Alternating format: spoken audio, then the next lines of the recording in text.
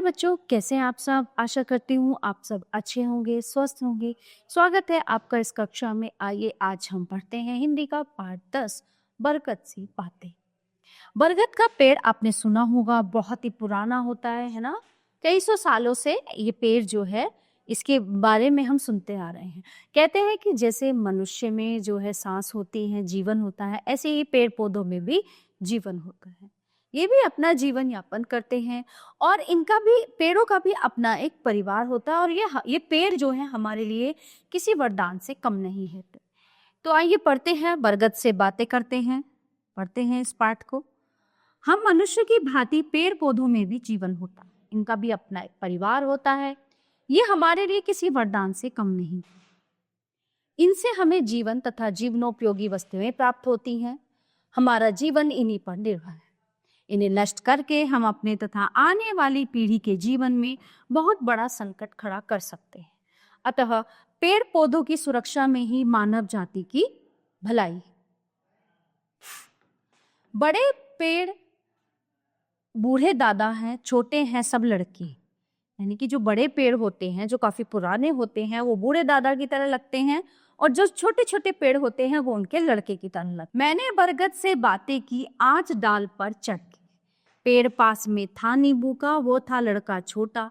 लड़का बड़ा बबूल पेड़ का थोड़ा सा था मोटा। है ना। मैंने आज बरगद पेड़ से बातें की। उनके पास में एक पेड़ था नींबू का, वो उनका छोटा लड़का था, और एक बबूल का था, वो उनका बड़ा लड़का था। शीशम आम नीम सहजन थे आपस में सब भाई। बेल और इमली ऐसे थे जैसे हुई सगाई। वहां पे शीशम का पेड़, आम का, नीम का और सहजन का भी पेड़ था। तो वो ऐसा लग रहा था सारे आपस में भाई भाई हैं। और बेल और इमली तो ऐसे लग रहे थे जैसे उनकी आपस में जो है सगाई हो गई। कटहल, महुआ और करौंदा और अशोक खड़ा था, और ताड़ सबसे ऊंचा था, इतना अधिक बड़ा। वहां पे मैंने देखा, वहां पे कटहल भी, महुआ और करौंदे का पेड़ भी था, और अशोक का पेड़ होता है ना लंबा सा, वो भी था, और ताड़ सबसे ऊंचा था, और सबसे ऊंचा और बड़ा था ताड़ का पेड़। सभी पेड़ दुखियाकर बोले, सबने की यूं बातें, भैया रोको तुम मनुष्य की शैतानी की घातें। सारे पेड़ जो है बहुत दुखी हो रहे थे, परेशान हो रहे थे, और वो उससे बातें कर रहे थे, कह रहे थे कि जो है तुम ये पेड़ मनुष्य की जो है शैतानी रोको, उसकी जो घातें हैं, जो हमें वो दुखी करते हैं, जो हमें वो काटते हैं, उसको रोको। हमें काट कर दुख देता है, हमसे जीवन पाया, हम फल देते, लकड़ी देते, पत्ते देते, छा।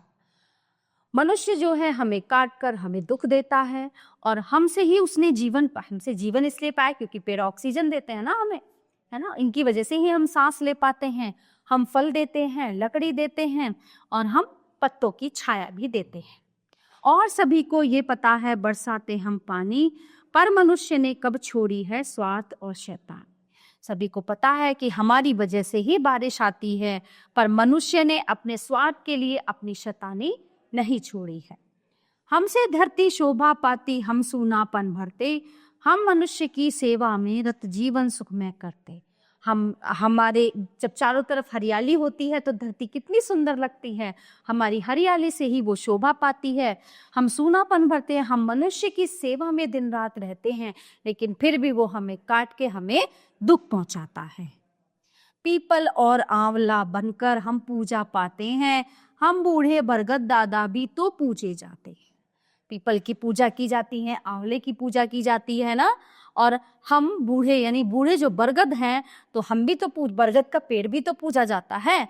हमें काट कर धरती पर से हरा भरापन खोना, अगर नहीं जो पानी बरसा तो क्या पैदा होना, है ना। हमें जितना हम काटोगे तो धरती पे जो हरियाली है, जो हरापन है, वो खत्म हो जाएगा।